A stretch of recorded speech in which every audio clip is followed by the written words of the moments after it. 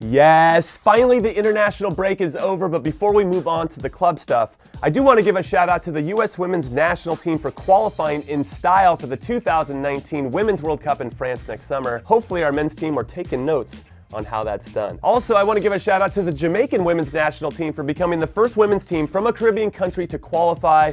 So I don't know if you guys saw it or not, but they were so excited after they won, knowing that they made it to France, and it was so powerful to watch. It just made me appreciate even more why this game is so special. Anyway, we got some club games to discuss this week. I mean some big ones, so here are my top 5 to watch, including a few bonus ones at the end, but we're gonna start at number 5 first, and it is Wolfsburg versus Bayern Munich, because something positive needs to happen for the reigning Bundesliga champions, or their new manager Niko Kovac could quickly become their old manager, though, if we're being honest, and if we're listening to the reports that are coming out of certain outlets in Germany, that could happen anyway, since apparently he's lost the support of the younger players, and if I had to guess, maybe someone named James Rodriguez is one of those players who aren't happy that he's playing all the older guys, which means they're going to need the Wolf Hunter Robert Lewandowski to replicate what he did versus Wolfsburg in 2015 when he scored 5 goals in 9 minutes, because I think that would probably do the trick of breaking them out of their current rut where they haven't won a competitive game in a month. But Wolfsburg, who started so brightly this season, aren't just going to lay down so that Bayern can do whatever they want with them, though their current form of being winless in their last 5 games proves otherwise, but that doesn't matter. I just think, for whatever reason, they're going to be up for it coming out of this international break, especially because Bayern star players, who mostly play for Germany, as we know, lost both of their games for their country too, which should only put even more pressure on their shoulders. So I think this one's going to end 2-2. And yes, I mean it, 2-2.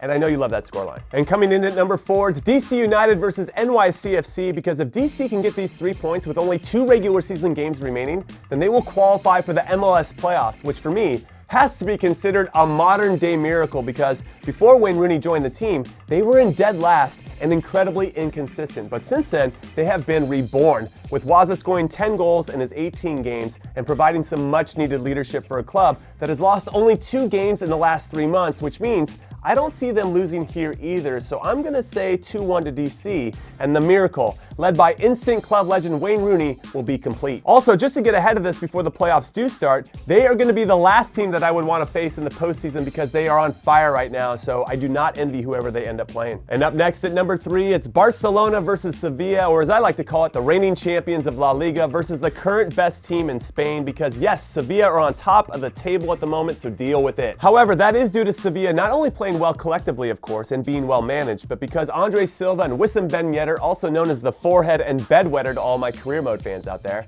hashtag Inyo in, have combined for 12 league goals so far in 8 games. And due to their keeper Tomasz Vaslik, I think that's right, being a stud, which is always a good recipe for success when you got guys scoring timely goals and making timely saves, which is kind of the opposite of how Barcelona is doing it at the moment, since they haven't won a game in over a month. However, Leo Messi, who did himself a big favor by not traveling to play with Argentina during the international break, has scored more goals against Sevilla than any other team in his career. He's got 31 goals in 31 career games against them, which is just mind-blowing. So I expect him, especially because he'll be well rested coming into it, to be the difference maker again as Barcelona regain the top spot with a high-scoring and wildly entertaining 3-2 win. And next up at number 2, it's the Milan derby, Inter Milan versus AC Milan, where we could and should definitely talk about current form and how Inter manager Luciano Spalletti finally seems to have gotten all of the pieces of his puzzle in the right place, which is evidenced by them winning their last 6 games after a slow start to move up to 3rd in Serie A and tied on points on top of their very tough Champions League group with Barcelona. However, this is a derby match, and as we've learned countless times when it comes to derbies, current form flies out the window. Just like last season, when Milan's Patrick Cutrone scored a dramatic winner in extra time to knock out the favored Inter out of the Coppa Italia, so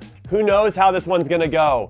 I don't. But I do know that Inter has to travel to Spain to take on Barcelona 3 days later in the Champions League, while Milan get to stay at home and not have to travel and play a day later against Real Betis in the Europa League. And I know that this has to make a big difference for the managers in terms of how they balance their respective starting 11s. So taking all this into consideration and the fact that there have been 17 goals between these two in their last 6 meetings, I think this one is going to be a barn burner and it's going to end 3-3. And yes, I know it's a bold prediction, but that's how I roll. And finally in number 1, it's the Jose Mourinho derby, also known as Chelsea versus Manchester United, also known as another game to see if the special one can keep his job. Because if you thought the last 6 games were tough for United, check out this next 6. They play away to Chelsea, then home to Juventus, then home to Everton, then they travel to Bournemouth, then they travel to Italy to play Juve again, and then they go away to Manchester City, which, if things go sour, could be the end of Mourinho at United, and maybe him ever managing in England again. Also, United are 7 points back and cannot afford to lose any more ground on their top 4 rivals, which means the pressure to win this at Stamford Bridge, a place where they haven't won at since they famously did it with 9 men in 2012. Do you remember that? Anyway, the pressure is huge, especially because for me,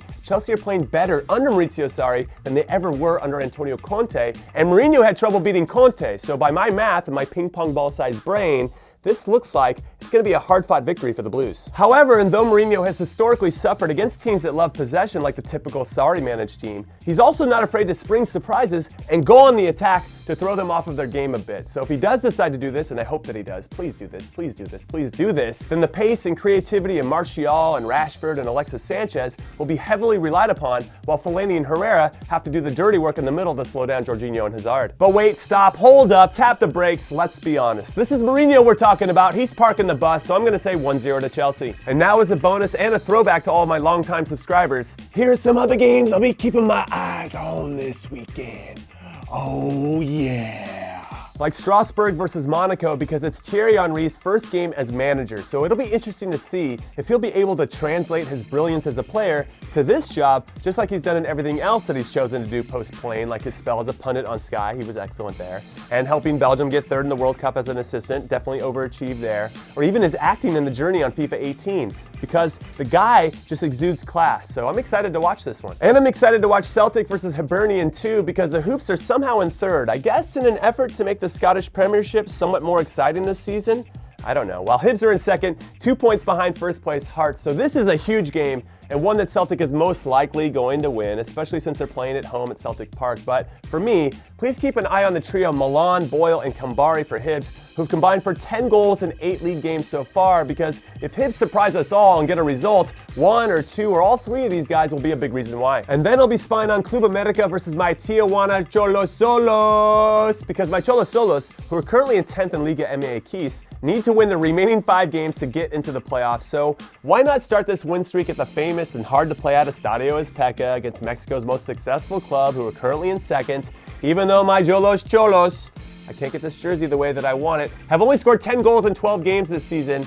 And whatever, it's fine. Crazier things have happened. So it's time to do this, amigos. You got it. Si se puede. And then finally, it's the start of the Australian A-League this weekend, where Sydney FC have been the class of the league for a few years, until they shockingly got knocked out of the playoffs last season by the eventual champions, the Melbourne Victory. So they will definitely be looking for revenge, but I'm not sure if they're going to get it this season, since they lost the scores of 78 of their 125 goals scored in the last 2 seasons, while the Victory added Japanese international Keisuke Honda. I would like to think that the Victory have emerged as the favorites this year, that is, right behind my Brisbane.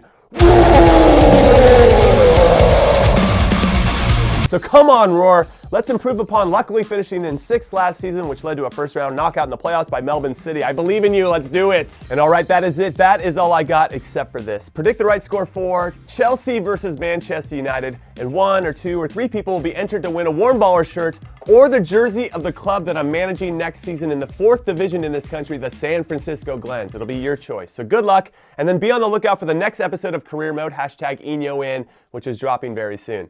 Later.